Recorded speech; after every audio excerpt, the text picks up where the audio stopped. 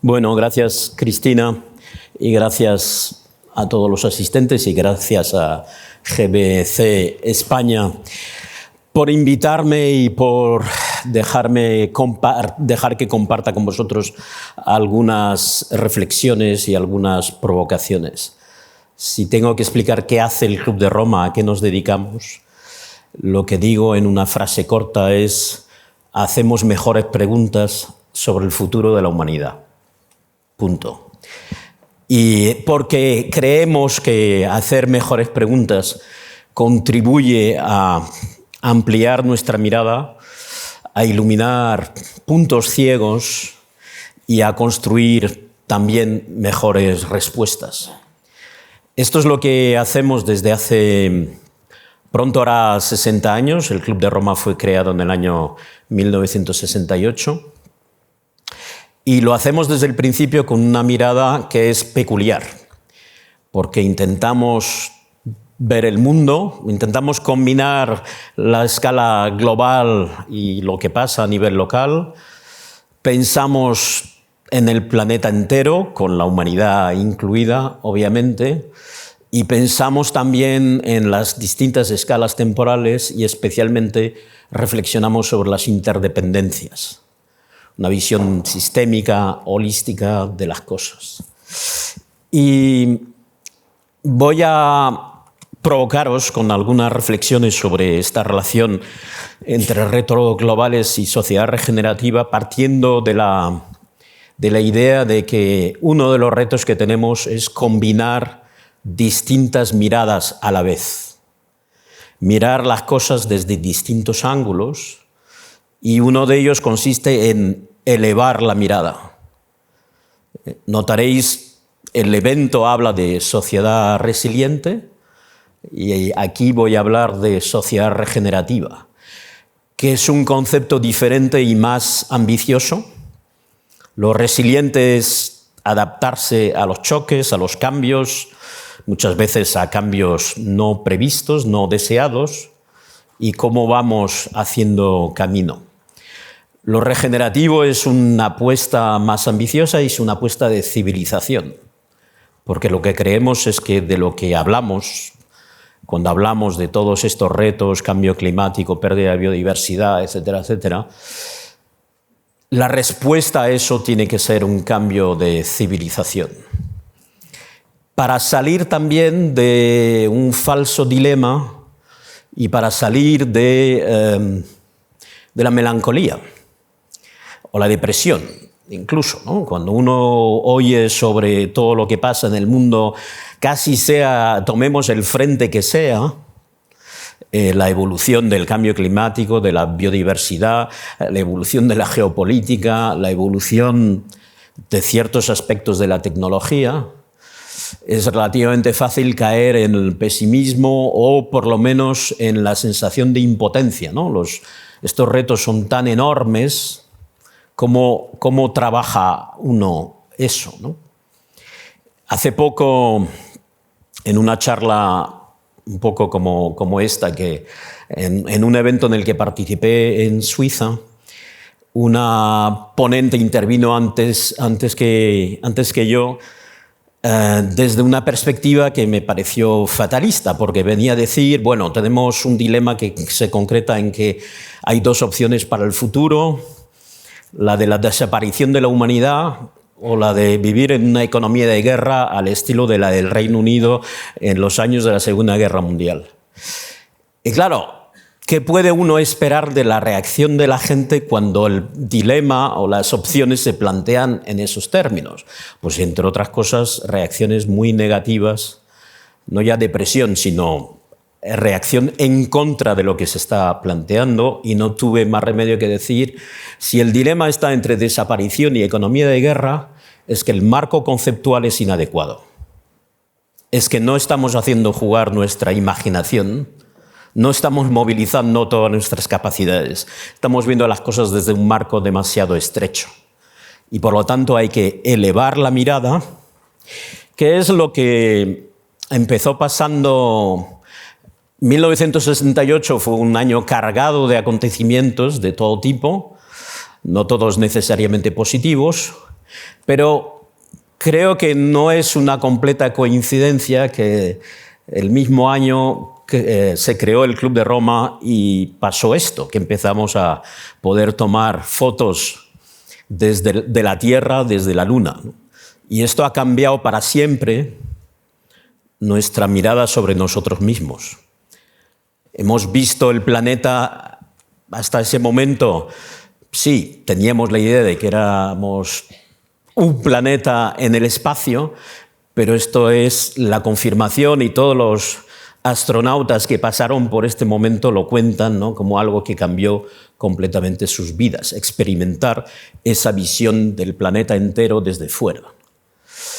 Y no es del todo casualidad, creo yo, que la portada de este libro, que es el que nos hizo famosos al Club de Roma, Los límites al crecimiento, publicado en 1972, pues veis ahí el planeta en el centro. La pregunta que nos hicimos entonces, decía, nos dedicamos a hacer mejores preguntas. La pregunta que nos hicimos entonces fue, y era una pregunta muy anticipatoria, quizás, fue, ¿es nuestro modelo de desarrollo compatible con un planeta finito? ¿Puede la prosperidad alcanzar a todo el mundo? ¿Y cómo? ¿Puede la prosperidad, tal como se definía entonces y como básicamente se sigue definiendo ahora, llevar al colapso de las civilizaciones humanas? ¿Y cómo podemos evitarlo? Si la respuesta es puede llevar al colapso, ¿cómo podemos evitar? Tuvimos mucho éxito con este libro y a la vez un total fracaso. Millones de ejemplares vendidos, más de 10 millones, no sabemos ni siquiera cuántos. Creamos una conversación global que sigue hoy en día y el fracaso es que la conversación global sigue hoy en día. Que no hemos desarrollado esos caminos hacia lo nuevo, hacia el no colapso. El libro estaba basado en un modelo matemático y computerizado, lo cual tenía mucho mérito en aquellos tiempos, en los que prácticamente no existían ordenadores. Pero no era un libro de predicciones, se nos ha criticado mucho por predecir. La mayor parte de... Si buscáis sobre el Club de Roma encontraréis todo tipo de cosas muy interesantes y muy divertidas, teorías de la conspiración, somos parte del gobierno mundial, la oscuridad, predijimos el fin del petróleo, etcétera, etcétera, etcétera. 99% de eso son mentiras que se dicen sobre nosotros.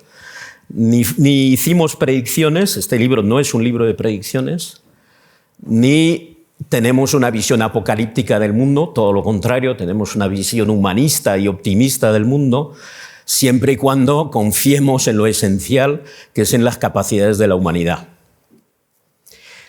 Pero planteamos un modelo y una simulación de escenarios futuros a partir de ese modelo y nos encontramos, que es el resultado de la investigación científica, no lo que pensábamos a priori, nos encontramos con que en las simulaciones, en la mayor parte de los escenarios, había una alta probabilidad de colapso. El modelo trabajaba con estas 5 variables que veis aquí, y este es el escenario estándar, el escenario central. Si nada cambia, ¿qué ocurre? Y lo que ocurre es esto, que efectivamente es un colapso debido a la combinación de 2 factores, el consumo ilimitado, lo cual es imposible, de recursos no renovables, y la polución, la contaminación generada por nuestros modos de vida, ¿no? Y eso lleva a picos en la población porque la agricultura pierde capacidad para generar recursos y, por lo tanto, la población acaba disminuyendo, etc.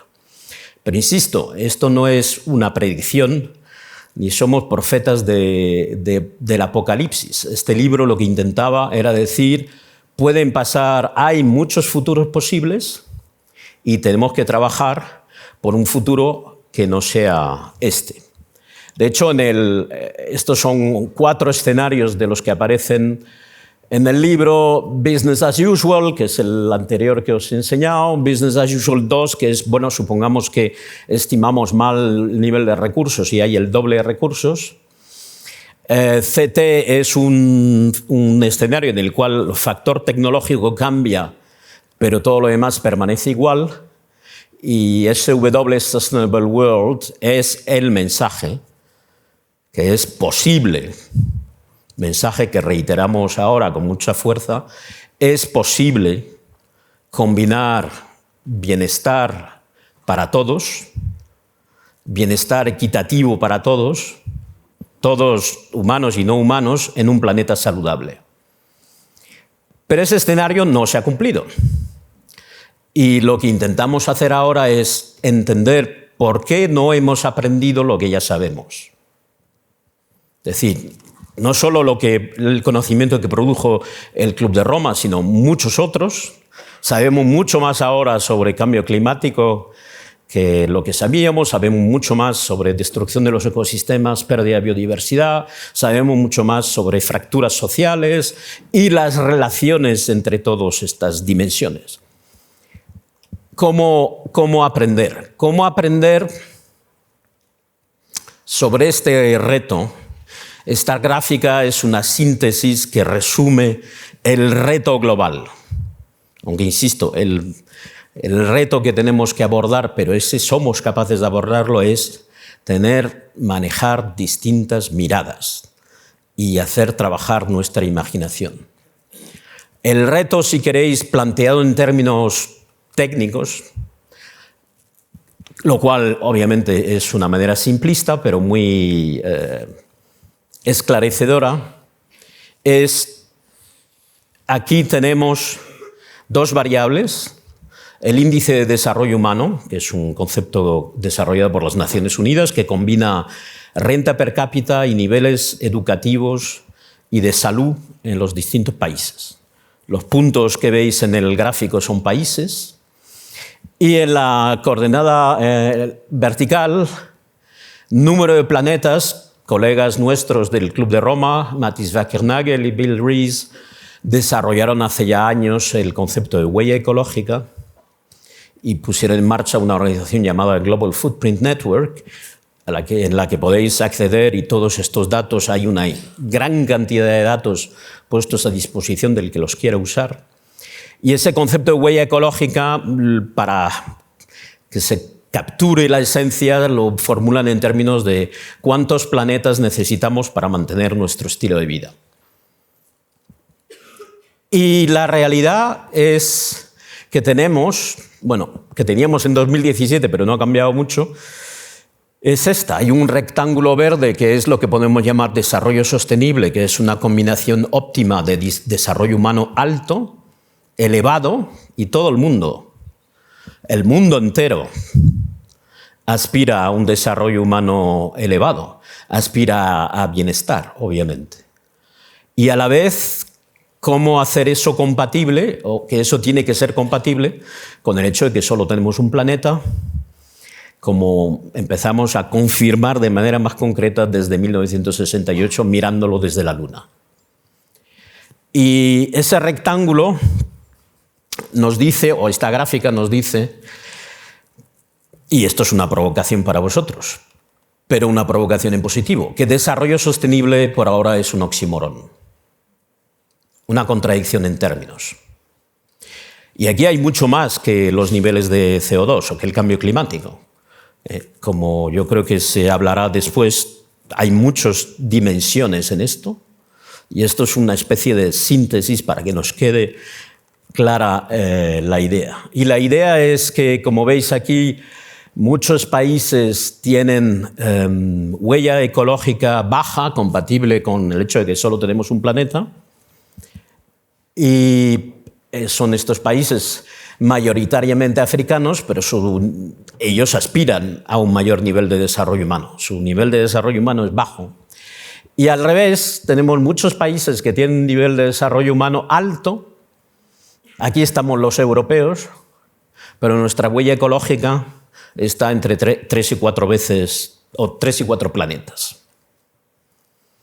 Y lo que es interesante es que hay países que están cerca de este equilibrio, que no son los países en los que uno piensa necesariamente como líderes en el desarrollo sostenible, países en América Latina y en el sureste de Asia.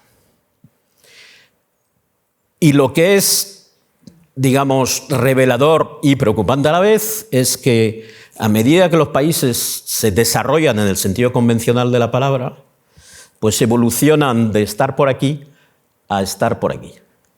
Si pintáramos aquí la evolución de China, que ha sido muy rápida y muy fuerte, pues no ha sido hacia, por ahora, pero al menos China, el gobierno chino es consciente de esto y apuestan por una civilización ecológica.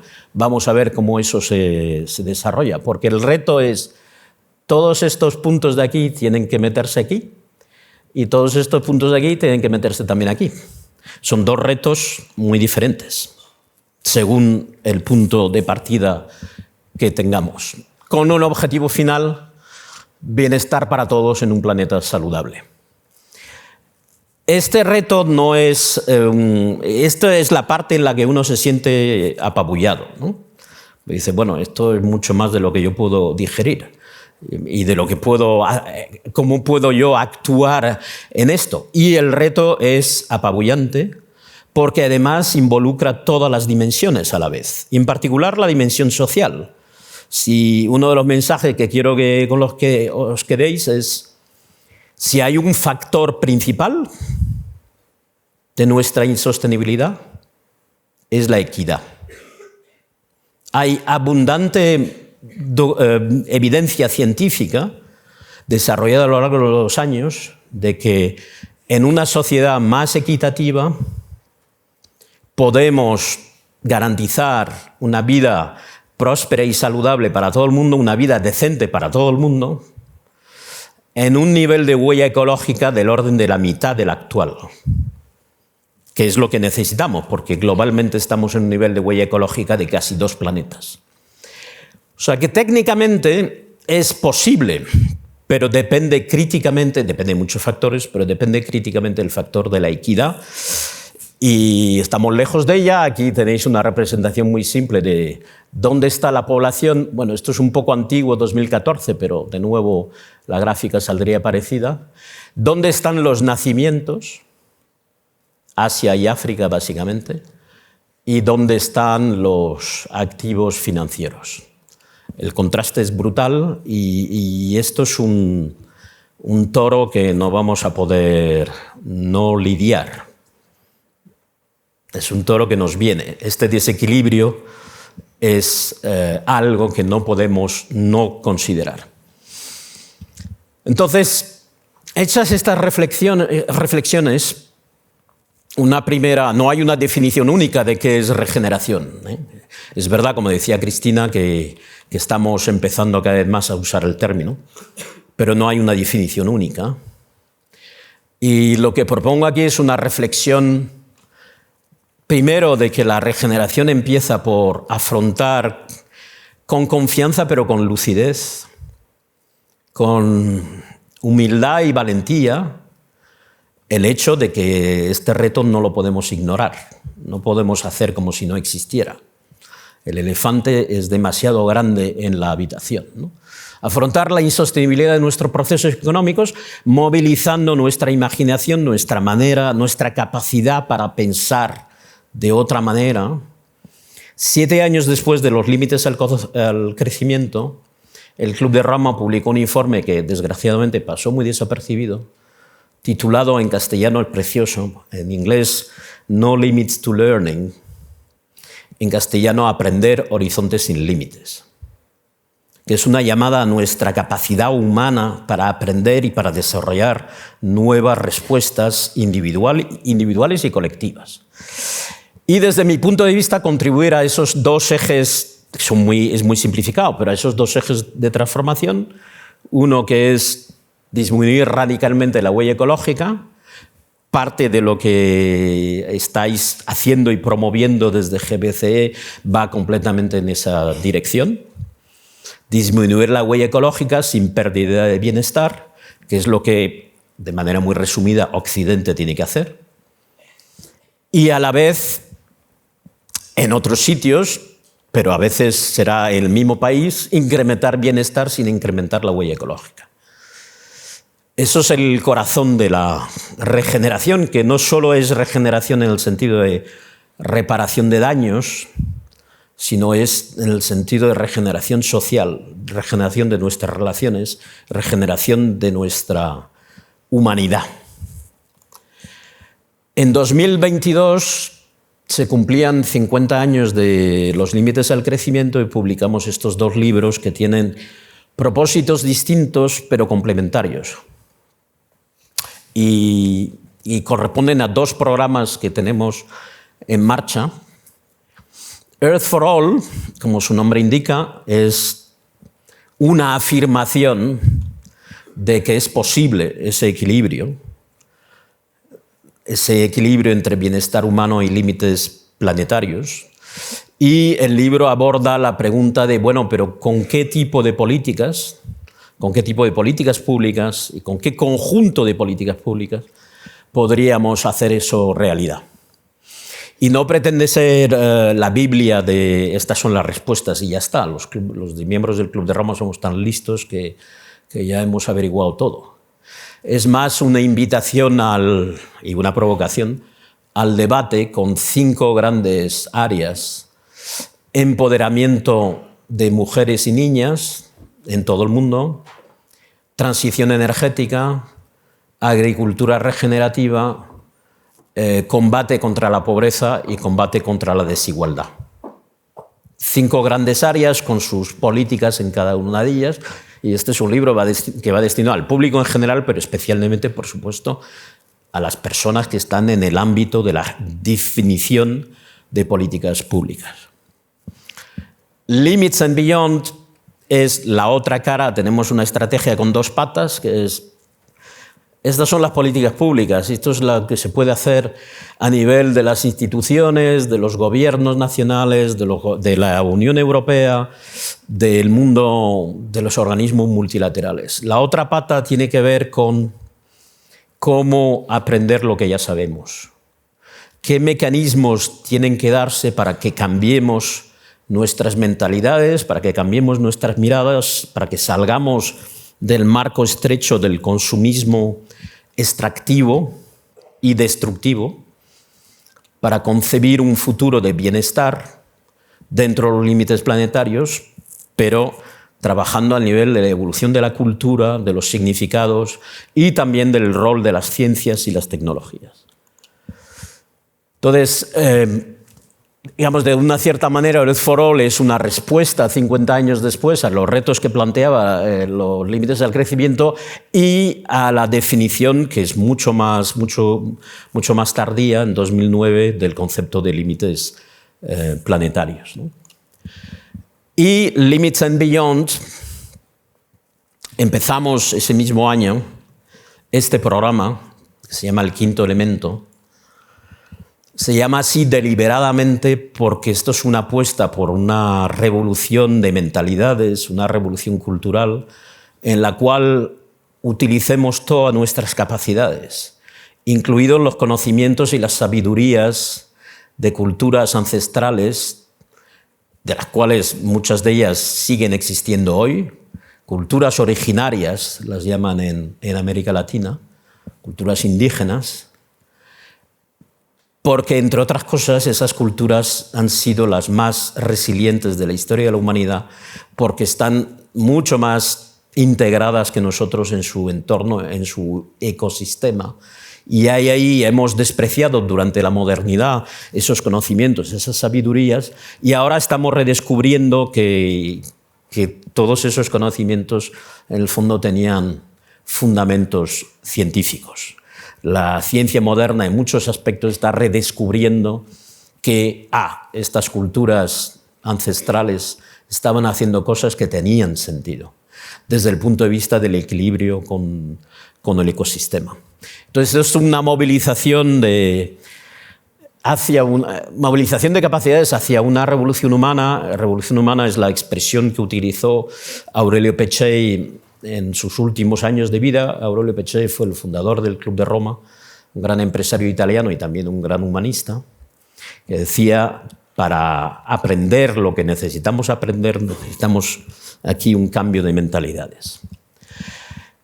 Y volviendo a la pregunta de qué es la regeneración, y bajándola un poquito más, ya sé que todo esto que estoy contando tiene mucho de abstracción, pero ya dije, esto es elevar la mirada y desde esa elevación de mirada, lo cual no quiere decir anular las otras, las miradas más concretas, más locales, más técnicas, sino combinarlas para ir planteando qué es la regeneración. Bueno, primero tomar como existencial para todos nosotros y para nuestras organizaciones lo que es existencial para el futuro de la humanidad.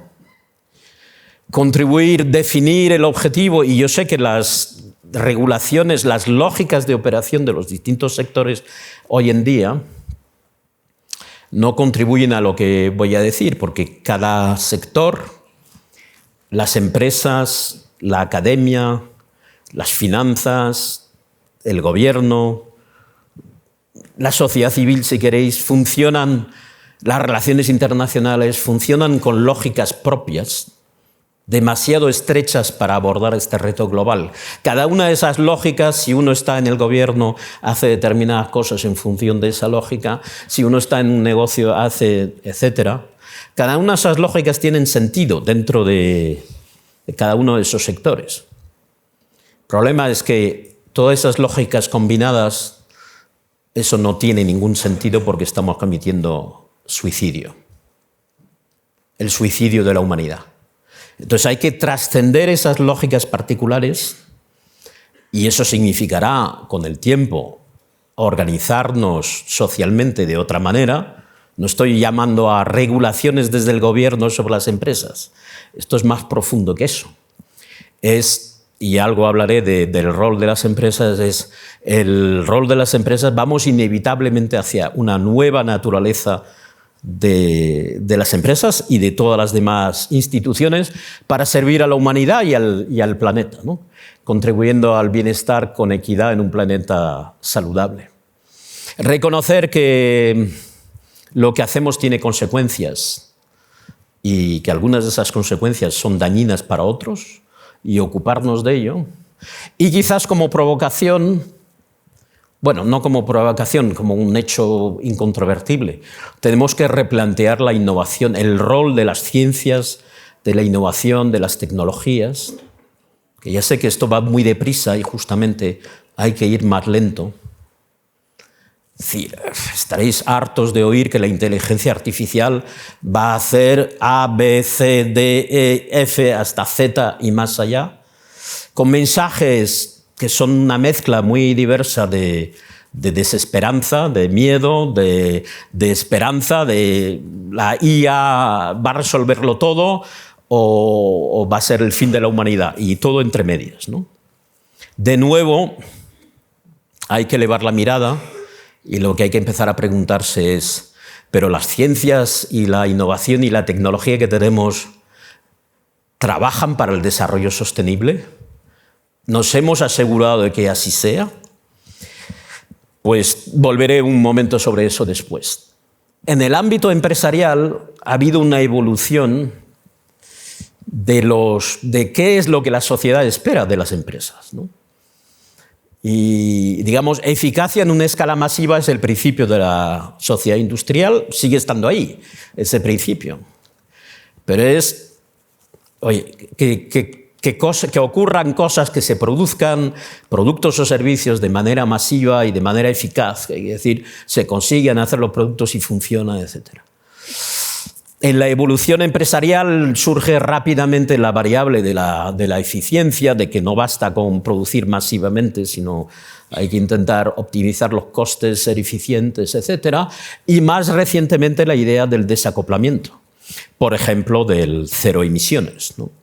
Hagamos lo que estamos haciendo, pero por lo menos asegurémonos de que no generamos emisiones de CO2 y otros gases de efecto invernadero. O intentemos economía circular, ¿no? Menos consumo de materiales no renovables. Y probablemente todo eso es útil, pero falta en este contexto de cambio de civilización que estoy planteando, falta, digamos, empezar a trabajar juntos esta pregunta de cuál es el nuevo rol para las empresas. Y no es algo que las empresas, dentro de la lógica a la que se les aplica hoy, puedan hacer solo por sí mismas. Otro mensaje clave es esto: necesitamos movilizar todos los sectores, las distintas generaciones y todas las geografías, las distintas culturas en este reto. Pero desde luego todos los sectores, porque pedirle a las empresas que hagan todo el trabajo no es posible. Ese nuevo rol de las empresas tiene que ser parte de iniciativa de las empresas, innovación, apuesta, imaginación, y parte de evolución de la sociedad para que acompañe ese cambio, ¿no? Evolución de la sociedad y, obviamente, de las reglas, digamos, que pedimos a las empresas. Hoy todavía estamos en un proceso en el cual le sobrecargamos, digamos, le pedimos a las empresas que cumplan esto, y vamos añadiendo capas. Probablemente necesarias, útiles, pero hay que replantear cómo se lo pedimos. Y volviendo al dilema de bienestar equitativo en un planeta saludable, sabemos que nuestra salud y nuestro bienestar dependen más de la calidad de nuestras relaciones con otros humanos y con la naturaleza que de la acumulación de consumo material. Por lo menos a partir de un cierto nivel de bienestar material hay una desconexión. Más consumo no lleva a más bienestar. Bueno, pues ese es el factor con el que hay que jugar. Os invito también a mirar este libro, que es de un colega del Club de Roma, un gran empresario suizo y filántropo, André Hoffmann, que reflexiona sobre estas cosas, la nueva naturaleza de los negocios, desde la perspectiva de una familia que es accionista de referencia de una gran corporación. Y ya voy terminando, apuntando con un par de apuntes. Uno, el año pasado conseguimos que las Naciones Unidas aprobaran la Década Internacional de las Ciencias para el Desarrollo Sostenible, algo que probablemente debería haberse hecho hace 10, 15 o 20 años, pero bueno. Y la intención con la Coalición Tierra-Humanidad, de la cual somos partners, la intención es que esto sirva para la transformación del rol de las ciencias y de la tecnología y de la innovación para ponerlas, si no 100%, al menos 90% hacia el desarrollo sostenible. Y último apunte es que estamos haciendo cosas que tienen ya directamente que ver con vosotros. Y este es un proyecto muy reciente que están llevando a cabo mis colegas de Bruselas, también con vuestra organización global, con World GBC. Y bueno, si estáis interesados, puedo poner en contacto. Nada más, esta es mi pregunta final. Bueno, la pongo como pregunta, pero la respuesta a la primera pregunta es sí. Está emergiendo una revolución de mentalidades, eso está de verdad ocurriendo. Tal vez no la veamos lo suficiente. Y dos, la pregunta más relevante es cómo podemos ayudar. En el Club de Roma es lo que estamos intentando. Muchas gracias.